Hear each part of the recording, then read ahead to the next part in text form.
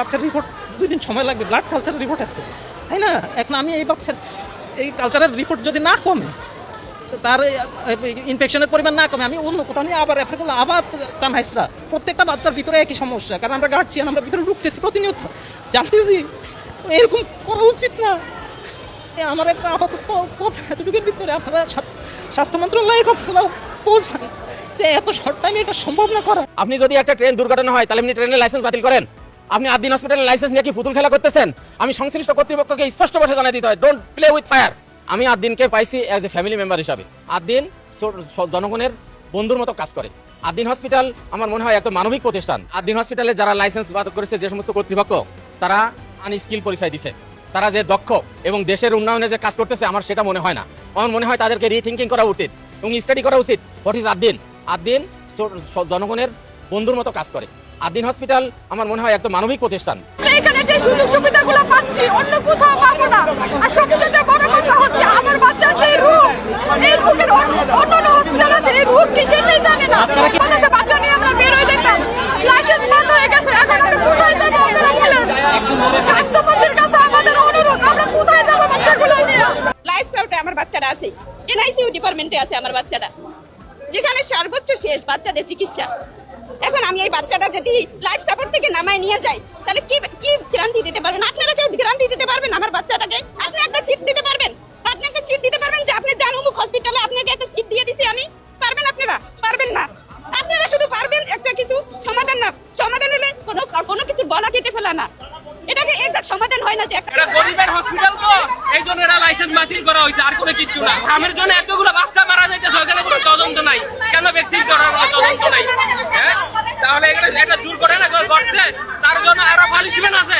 একটা হসপিটাল বন্ধ করে দিল, কি আছে না এখানে?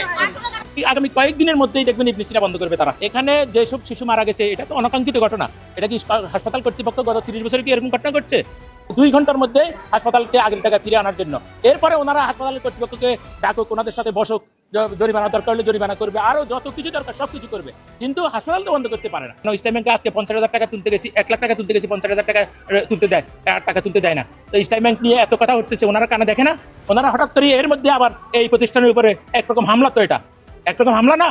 না না না না, কথা বলতে হবে। কথা যদি না বলি তাহলে মানুষ জানবে কিভাবে? 6 জন শিশু মারা যাওয়ার কারণে যদি একটা হসপিটালের লাইসেন্স বাতিল করা হয়, তাহলে এই 10 মাসে 600 খুন হয়েছে, তাহলে তো সরকারের লাইসেন্স বাতিল করা দরকার। আমি যে এতগুলি শিশু মারা গেছে, তাহলে সরকারি হসপিটালগুলি লাইসেন্স বাতিল করা না কিসের জন্য? তাহলে এই বৈষম্য কিসের জন্য? তাদের বিরুদ্ধে ব্যবস্থা নেই, শাস্তিমূলক ব্যবস্থা নেই, কিন্তু হসপিটাল বন্ধ করে দেওয়া তো কোনো সমাধান না ভাই। এখন এখানে কারা আসে? আমাদের মতো মধ্যবিত্ত যারা আছে, 200 টাকা দিয়ে আমি একটা কাট করে সারা বছর আমি রোগী দেখাইতে পারতেছি। এটা কি আপনি দেখাইতে পারবেন? প্রাইভেট এই মানের কোন হসপিটাল আছে যে 200 টাকার টিকিট দিয়ে আপনি সারা বছর দেখাতে পারবেন? কোথাও পারবেন? ইভেন এখানে যে কোনো পরীক্ষা নিরীক্ষা খুবই স্বল্প মূল্যে আমরা পাচ্ছি, যেটা এই মানের প্রাইভেট হসপিটালগুলোতে করতে গেলে খুবই ব্যয়বহুল, যেটা আমাদের মতো মধ্যবিত্ত মানুষের পক্ষে সম্ভব না। এখন এটা সরকারও বুঝে, যিনি এটা বন্ধ করতেছেন স্বাস্থ্যমন্ত্রী, তিনিও বুঝেন, কিন্তু কেন যে তিনি আবার কার সল্লাই ধরে এই ব্যবস্থাটা তিনি অন্যভাবে ঘুরাই নিচ্ছেন, এটা আমরা বুঝতে পারতেছি না। কারণ তার বোঝা উচিত যে এই একটা আদ্দিন হাসপাতালের মতো একটা হাসপাতাল তৈরি করা এত সহজ না, এটা চাইলেই রাতারাতি করা সম্ভব না। আকিস কোম্পানির আদ্দিন মেডিকেল কলেজ হসপিটালের লাইসেন্স বাতিল করে দিয়েছে সরকার। আকিস কোম্পানি আদ্দিন মেডিকেলের মাধ্যমে সারা বাংলাদেশে চিকিৎসা খাতে সাড়া জাগিয়ে ফেলেছিলেন। গরিব দুঃখী অসহায় মানুষকেও তারা এই আদ্দিনের মাধ্যমে চিকিৎসা সেবা দিয়ে আসছিলেন। আজকে 6 জন শিশুর অপমৃত্যুর কারণ দেখিয়ে তাদের এই প্রতিষ্ঠানের লাইসেন্স বাতিল করে দেওয়া হয়। আজকে সারা বাংলাদেশের মেডিকেল কলেজ হসপিটালগুলোর দিকে তাকান, আমাদের ডাক্তারেরা, আমাদের নার্সেরা অবহেলার কারণেই অনেক রোগী মারা যায়। আজকে আদ্দিন মেডিকেল যেটা করেছে, অনেক মেডিকেল কলেজ হাসপাতালে হচ্ছে, কিন্তু আজকে কেন আদ্দিনের বিরুদ্ধে এমন সিদ্ধান্ত নিল সরকার? যেটা মারা গেছে এটা আদ্দিন কর্তৃপক্ষ এটার ক্ষতিপূরণের দায়ভার নিছে। এটা যদি দায়ভার না নিত বা যাদের কারণে মারা গেছে তাদের প্রশাসনিক ব্যবস্থা নিচ্ছে, এখন তার জন্য তো পুরো আদ্দিন হাসপাতাল বন্ধ করতে পারে না, তাই না? এখন আমার 2টা বাচ্চা এখানে হয়েছে, আর একটা বাচ্চা এখন আইসিইউতে আছে, হঠাৎ যে হাসপাতাল বন্ধ করে দিছে। এখন সরকার যদি আমার এখান থেকে নিয়ে যেতে বলে, আমার সরকার আইসিইউর ব্যবস্থা করে দেবে, আর না হলে আমার এখান থেকে বাচ্চা যদি নেওয়ার পথে কত দুর্ঘটনা হয় সেটার দায় সরকার বহন করতে হবে। না হলে সরকার আমাদেরকে এখানে সেবা চালু করে দেবে। আমার বাচ্চা, আমি আইসিইউ, একটা ঢাকা মেডিকেল সরকারি হাসপাতাল, ওখানে আইসিইউ সিরিয়াল দিলে 1 মাস সময় লাগবে, এখানে আমার 1 মিনিটও সময় লাগছে না। আসসালামু আলাইকুম রহমতুল্লাহ। অত্যন্ত দুঃখের সাথে ভারাক্রান্ত মন নিয়ে বলতে হচ্ছে গরিবের হসপিটাল আদ্দিন হসপিটালের লাইসেন্স বাতিল করা হয়েছে। আপনারা অলরেডি জেনে গিয়েছেন যে কি কারণে এই আদ্দিন গরিবের হসপিটাল আদ্দিনের লাইসেন্স কেন বাতিল করা হলো। অর্থাৎ শকুনের চোখ পড়েছে, এই হসপিটালের উপরে শকুনের চোখ পড়েছে, এই জন্য যে কোনো কলা কৌশলে এই হসপিটাল লাইসেন্স বাতিল করা হয়েছে। হ্যাঁ, সমস্যা হতেই পারে, যেমন কোন ইস্যু নিয়ে লাইসেন্স বাতিল করা হলো অনেকে জানে অনেকে জানেন না। মূলত 6টি শিশু, 6 জন শিশুর প্রাণহানি হয়েছে, মানে 6 জন শিশু এখানে মারা গিয়েছে। তো হায়াত মৌত আল্লাহ তাআলার হাতে। আমরা তো ওসিলা, কোনো বান্দার ওসিলায়, ডাক্তারের ওসিলায়, ওষুধের ওসিলায় আল্লাহ তাআলা সেই বান্দাকে সুস্থতা দান করে, সে মানুষকে সুস্থ করে দেন। তো এই যে হসপিটালের 6 জন শিশু মারা গেল, তো এই মারা যাওয়ার মানে এটা নয় যে হসপিটাল লাইসেন্স বন্ধ করতে হবে। হ্যাঁ, মারা গেছে কোন কারণে, অর্থাৎ চিকিৎসকের কোনো অবহেলা ছিল কিনা, নার্সের কোনো অবহেলা ছিল কিনা, হসপিটাল কর্তৃপক্ষের পক্ষ থেকে কোনো অবহেলা ছিল কিনা, যে অবহেলার কারণে যে ওই শিশুগুলো ঔষধ পায়নি, ওই শিশুগুলো ঠিকমতো চিকিৎসা পায়নি, এই কারণে মারা গিয়েছে, এইটা তদন্ত করেন। তদন্ত করে যদি এরকম কিছু বের হয় যে অমুক নার্সের কারণে, অমুক চিকিৎসক বা ডাক্তারের কারণে বা হসপিটাল কর্তৃপক্ষের কারণে, মানে অবহেলার কারণে এই শিশুগুলোর প্রাণহানি হয়েছে, আপনি সেই ব্যবস্থা নেন, আইনি ব্যবস্থা, আইনি পদক্ষেপ গ্রহণ করেন। তার মানে এটা নয় যে হসপিটালের লাইসেন্স বাতিল করতে হবে। বাংলাদেশে অহরহ জায়গায় অ্যাক্সিডেন্ট হচ্ছে, ট্রেন অ্যাক্সিডেন্ট হচ্ছে, বাস অ্যাক্সিডেন্ট হচ্ছে। কোনো সময় তো এটা দেখলাম না যে ট্রেন অ্যাক্সিডেন্ট হয়েছে, ট্রেনের লাইসেন্স বাতিল করে দিয়েছেন। বাস অ্যাক্সিডেন্ট করেছে, কোনো সময় দেখলাম না যে ওই বাসের লাইসেন্স বাতিল করে দিয়েছেন।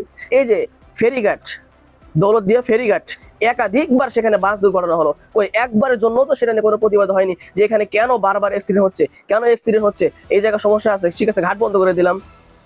এরকম তো কোনো প্রতিবাদ দেখিনি আমরা, এরকম তো কোনো অপশন দেখিনি আমরা। অথচ গরিবের হসপিটাল, যেখানে 200 টাকা দিয়ে সারাটা বছর সেই হসপিটাল চিকিৎসা নেওয়া যায়, সেই হসপিটালকে বন্ধ করে তার মানে হলো প্রাইভেট যে হসপিটালগুলো সেইগুলোকে আরো বেশি ডাকাতি করতে চাচ্ছে। প্রাইভেট যে হসপিটালগুলো, প্রত্যেকটা হসপিটাল তো ডাকাতির হসপিটাল।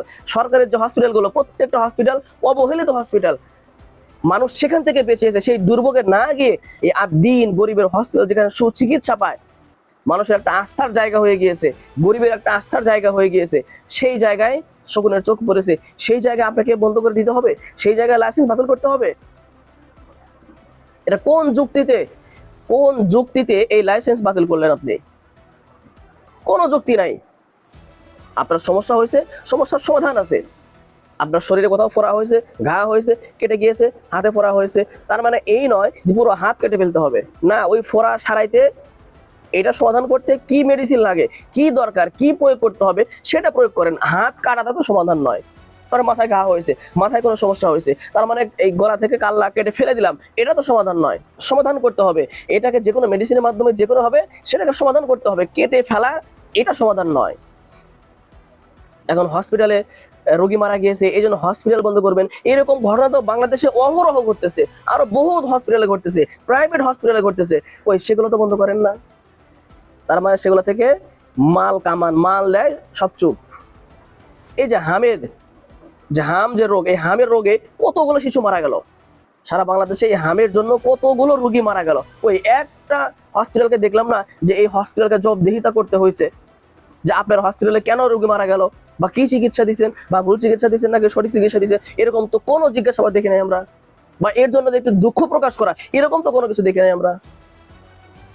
অথচ গরিবের হসপিটাল, যেখানে হাজার হাজার গরিব মানুষ, যেখানে গিয়ে আস্থার একটা কেন্দ্র, যেখানে গিয়ে সুচিকিৎসা পায়, আর আপনি সেটাকে বন্ধ করে দিলেন। ভিডিওতে দেখেছেন যে এই হসপিটালে আইসিইউতে এবং অসংখ্য রোগী, জটিল কঠিন রোগী হসপিটালে ভর্তি রয়েছে। এরা এখন কোথায় যাবে? অনেকে আছে লাইফ সাপোর্টে, এরাকে সেখান থেকে বের করলেই প্রাণহানি হয়ে যাবে, তার মৃত্যু হয়ে যাবে। এদিকে চিন্তা করলেন না। অথচ এই 6 জন শিশু মারা গিয়েছে, এই জন্য আপনি হসপিটাল লাইসেন্স বাতিল করলেন। কোন জ্ঞানে করলেন আপনি? কোন যুক্তিতে করলেন আপনি এটা?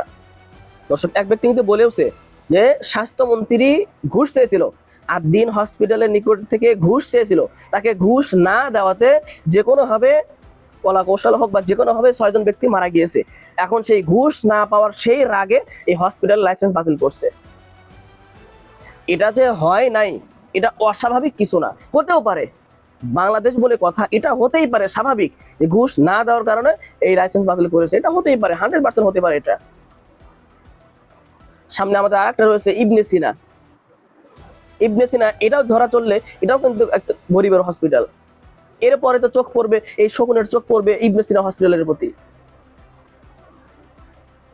দর্শক, এই যে আদ-দ্বীন হসপিটালের যে রোগীরা বা যে রোগীর স্বজনরা, তাদের যে আত্মচিৎকার, তাদের যে কান্না, তাদের যে আহাজারি, কে শুনবে, কে দেখবে?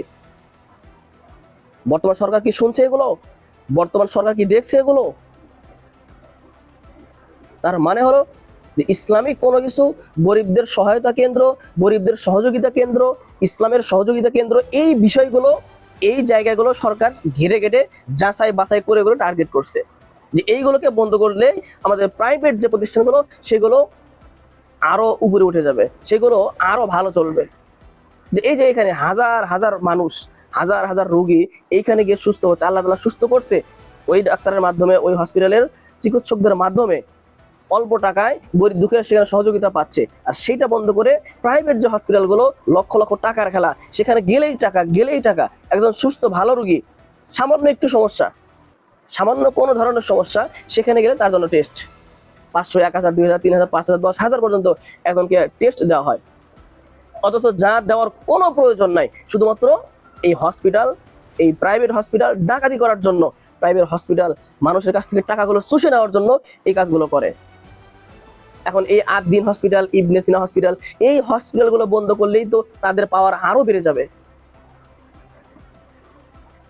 দর্শক, এই জন্য সরকারের নিকটে অনুরোধ থাকবে, এবং যে স্বাস্থ্যমন্ত্রী যিনি এই সিদ্ধান্ত নিয়েছেন, আমরা আশা করছি অতি দ্রুত এই সমস্ত মানুষের দিকে তাকিয়ে, এই সমস্ত রোগীর দিকে তাকিয়ে, এই রোগীর স্বজনদের আহাজারি কান্নার দিকে তাকিয়ে অতি দ্রুত এই আপনার রায়কে আবার পুনর্বিবেচনা করে এই আদ-দ্বীন হসপিটাল লাইসেন্স বাতিল থেকে আবার যেন সম্পূর্ণ ইতিপূর্বে যেভাবে চিকিৎসা দেওয়া হয়েছিল সেভাবে পরিপূর্ণ যেন চালু করে দেওয়া হয়, এটা আমাদের প্রত্যাশা, এটা আমাদের আশা। দর্শক, তার সাথে সাথে আরেকটা বিষয়, আপনারা জানেন যে স্বরাষ্ট্রমন্ত্রী সালাউদ্দিন আহমেদ, উনি যখন কথা বলেন তখন ভেগায় সাগায়া, মানে মুখটা কেমন যেন বানায়। এটা তার অহংকার। আমরা মনে করি এটা সে অহংকার করে এই কথাগুলো এভাবে বলেন, কিন্তু অহংকার যে পতনের মূল, এইটা তারা বিশ্বাস করে না। পতন হবেই। দেখেন এই স্বরাষ্ট্রমন্ত্রী কি বললো, যে আমাদের ফখরুল ইসলাম যেমন ইসলাম নয়, জামাতে ইসলামও সেরকম ইসলাম নয়। হ্যাঁ, অবশ্যই সে যে কথাটা বলছে অবশ্যই ঠিক। ফখরুল ইসলাম, তার ইসলাম নয়, জামাতে ইসলাম এটাও ইসলাম নয়, অবশ্যই ঠিক। জামায়াতে ইসলাম এটা একটা দলের নাম, জামায়াতে ইসলাম, যার অর্থ আসে ইসলামের জামাত, এটা একটা নাম। এখন এই ইসলামের নাম, ইসলামের জামাত, এই নাম আছে বলেই যে সেই ইসলামের দল হয়ে গেল তা তো না। হ্যাঁ, তবে প্রকৃতপক্ষে পার্থিপক্ষে তারা ইসলামের পক্ষে কাজ করে, দ্বীনের পক্ষে কাজ করে, যতটুকু পারুক। স্বয়ং সম্পূর্ণ পৃথিবীতে কেউ না, তারা যতটুকু পারুক করে, এবং সেই অনুযায়ী তাদের দলের নাম রাখা হয়েছে জামায়াতে ইসলাম। এটা তো পরিপূর্ণ ইসলাম নয়। এই জামায়াতে ইসলাম, এই দল বা এই নাম, এটার মধ্যেই তো পরিপূর্ণ ইসলাম নয়। আপনার কথা ঠিক আছে, কিন্তু আপনি কথাটা বললেন কেমনে, ভেগা সেগায়া, এবং তাদেরকে কটাক্ষ ভাষায় কথাটা বললেন। এখন আমি যদি আসি, বর্তমান বাংলাদেশের যে গণতন্ত্র, এইটা তো কোনো গণতন্ত্র নয়। আপনি কি উত্তর দিবেন? বর্তমান বাংলাদেশ তো, বাংলাদেশ সরকার গণতন্ত্রের সরকার, তো বাংলাদেশে বর্তমান যা ঘটছে, যা চলছে, যা হচ্ছে, এটা তো গণতন্ত্র নয়। গণতন্ত্র কাকে বলে? মেজরিটি পার্সেন্ট যেদিকে যাবে সে রায়কে কার্যকারিতা করতে হবে। আপনি কেন করলেন না? জুলাই সনদ, জুলাই বাস্তবায়ন, গণভোট 69%, 69% ভোট যেখানে আছে সেখানে আপনি কেন সেটা কার্যকারী করলেন না? এটা তো গণতন্ত্র নয়। আপনি গণতন্ত্রের উপরে বসে আছেন, গণতন্ত্রের উপরে চড়ে আছেন, আর গণতন্ত্র চালাচ্ছেন না, সেটা দোষণীয় নয়। একজন দলের নাম, সেটাকে নিয়ে আপনার সমস্যা। বিএনপি অর্থ কি? Bangladesh national party. এই যে নামের যে অর্থটা, বাংলাদেশ ন্যাশনাল পার্টি, আপনারা যে বিএনপি করেন, আপনারা কি বাংলাদেশের ন্যাশনাল পার্টি হতে পারছেন? ন্যাশনাল পার্টি কাকে বলে এটাই তো জানেন না, অথচ নাম রাখছেন বাংলাদেশ ন্যাশনাল পার্টি। এখন আমি যদি বলি যে বিএনপি, যে ফখরুল ইসলাম যেমন বিএনপি নয়, মানে বাংলাদেশ ন্যাশনাল পার্টি নয়, ওইরকম বিএনপি এই দলটা, এই নামটা, এটাও কোনো বাংলাদেশ ন্যাশনাল পার্টি নয়। আপনি কি বলবেন? এই জন্য স্বরাষ্ট্রমন্ত্রী উনি আসলে একটু বেশি এক্সেস হয়ে গিয়েছে। উনি শুরু থেকে নিয়েই ওনার কথাগুলো, চালচলনগুলো কেমন যেন হিংসাত্মক, মারাত্মক। এক ব্যক্তি বলেছে যে ওনার যে অভ্যাসটা, এই অভ্যাসটা থাকবে না কেন? কেন থাকবে? যে ওনার ভিতরে এখনো ওই যে ইন্ডিয়াতে যেই প্রশিক্ষণ দেওয়া হয়েছিল, সেই প্রশিক্ষণের ওয়াসওয়াসা, সেই প্রশিক্ষণের গন্ধ তার শরীরে এখনো আছে। এই জন্য তিনি এই সমস্ত কথা বলেন এবং এইভাবে কথা বলেন। কথাটা কিন্তু একেবারে ফেলে দেওয়ার মতো নয়। দর্শক, সব মিলিয়ে আমরা দোয়া করি এবং সরকারের নিকট আকুল আবেদন জানাবো, স্বাস্থ্যমন্ত্রীর নিকট আকুল আবেদন জানাবো যে অতি দ্রুত অবিলম্বে এই 8 দিন হসপিটালকে আবারও গরিবের যে হসপিটাল, গরিবের যে পূর্ণ আস্থার যে জায়গা, যে হসপিটাল, সে হসপিটালের লাইসেন্স পুনরায় আবারও ফিরিয়ে দেওয়া হোক। যে রায় হয়েছে সে রায় পুনর্বিবেচনা করে আবারও লাইসেন্স বাতিল, ক্যান্সেল করে আবারও লাইসেন্স পরিপূর্ণ পূর্বের মতো যেভাবে চলতেছিল সেভাবে অনুমোদন দেওয়া হোক। এবং যে অনাকাঙ্ক্ষিত ঘটনা ঘটেছে, 6 জন শিশু মারা গিয়েছে, এর পিছনে কি সমস্যা, কারা রয়েছে, কার অবহেলায়, ডাক্তারের, নার্সের, হসপিটাল কর্তৃপক্ষের কার অবহেলা রয়েছে, এইটা তদন্ত করে আপনি জরিমানা করেন, আপনি শাস্তি দেন, আপনি আইনি ব্যবস্থা নেন, কোনো সমস্যা নাই। তার মানে আপনি হসপিটাল, পুরো হসপিটালকে বন্ধ করবেন, এই 6 জন মানুষের নিকট কারণে পুরো হসপিটাল হাজার হাজার মানুষকে আপনি বিপদের মধ্যে ফেলবেন। এইটা তো একজন শিক্ষিত মানুষের কাজ না, এইটা একজন স্বাস্থ্যমন্ত্রীর কাজ না। এই জন্য আমরা আশা করছি অতি দ্রুত এই লাইসেন্স আবারও পুনর্বহাল করার জন্য আমরা আবেদন জানাচ্ছি এবং দাবি জানাচ্ছি। দর্শক, আশা করছি আপনিও আমার সাথে একমত হবেন। দর্শক, সবাই ভালো থাকবেন, সুস্থ থাকবেন। আবারও দেখা হচ্ছে পরবর্তী কোনো ভিডিও নিয়ে।